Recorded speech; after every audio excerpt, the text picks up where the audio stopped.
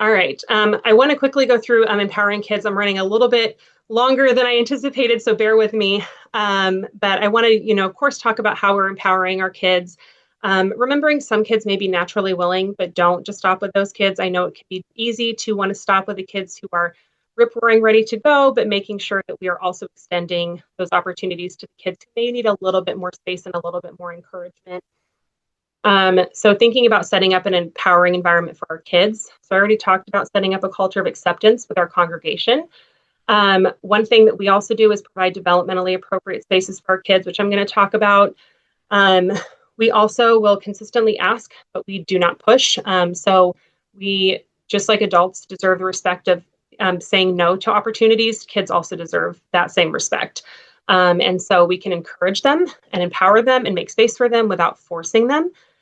Um, and then asking in a variety of ways. So something that happens in our church that I think really helps everybody feel like they can volunteer is some things are asked for months, weeks in advance. Other things are asked for at the beginning of the church service. Other things are asked for in the moment when we're ready for that leadership opportunity. And so for adults and kids, it gives them a variety of ways to say yes, whether they need that in the moment or a little bit more preparation.